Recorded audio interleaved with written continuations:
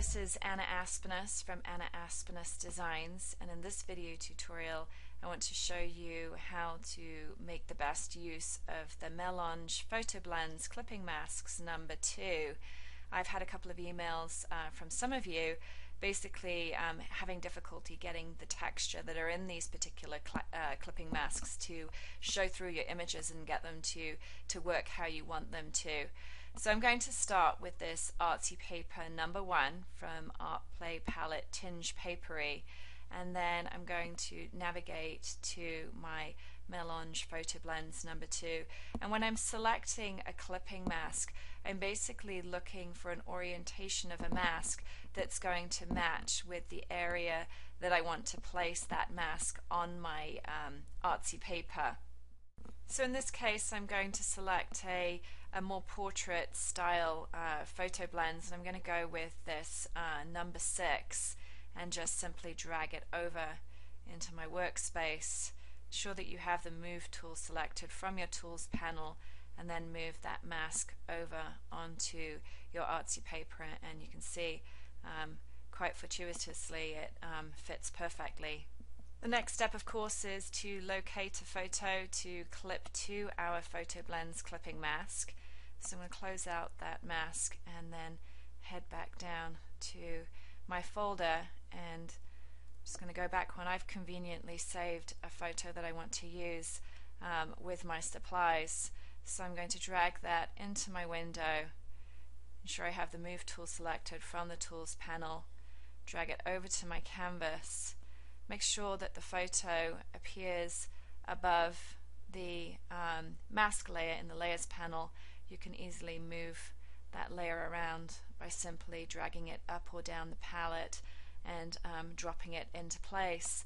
And then also I'm going to ensure that my Show Bounding box is checked so that I can see these corner points, and ensure that you have Constrained Proportions checked. And then I'm just going to pull those inward to kind of just resize that image to make it fit better over my mask. And when I'm happy with those proportions, I'm going to click the check mark to commit that transformation. Clip the image to the mask by going to Layer, Create Clipping Mask, or you can press the Ctrl+G button simultaneously on your keyboard, and you can see that that image conforms to the area of the clipping mask. And from here you can go ahead and you can tweak that size of the photo as desired, and then click OK.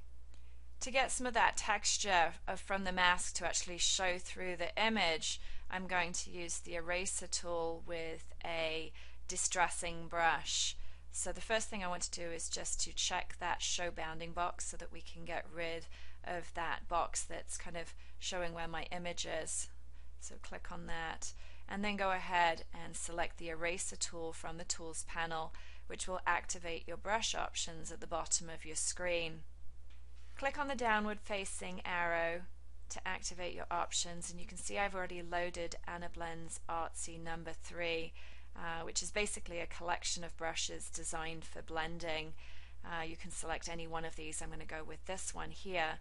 Just click outside that box, and then ensure that you have your image layer selected, and then from here I'm just going to lightly go in and just erase the edges of this image to help show some of that, bring some of that texture back.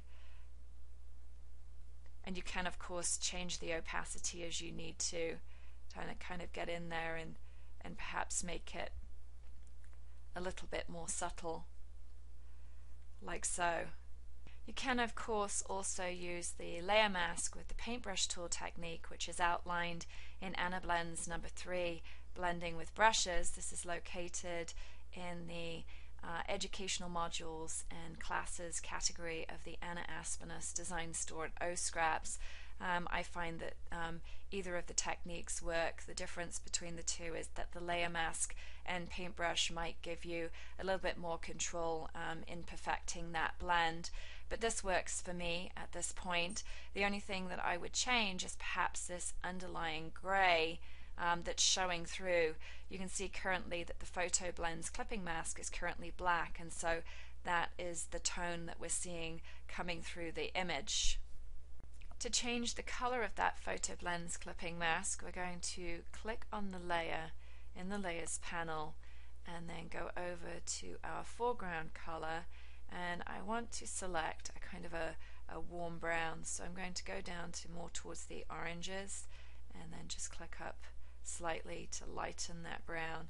And then when I have a color I'm happy with, I'm going to click OK, and then from here go to Layer, New Adjustment Layer, Gradient Map, and then click OK, and you can see that that changes the mask to give it a warmer colored brown, and then the adjustment layer appears just above the clipping mask layer in the layers panel.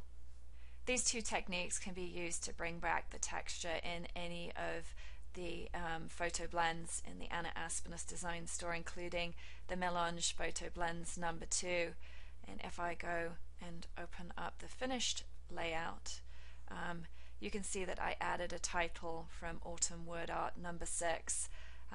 Some of the elements from Art Play Palette Tinge elements, I have one of the full elements here, and then of course I've added odd elements using the PNG files that are included with that set. These frames came from Artsy template number 164, and I simply just dragged those onto my layout and duplicated one of the frames, rotated them by 90 degrees to get a cluster of frames that I was happy with, and then added the Urban Stitches leaves from the 12th of September release. They're located in the stitching category of the Anna Aspenas design store, and added my journaling and called it good. So I hope you have enjoyed this tutorial.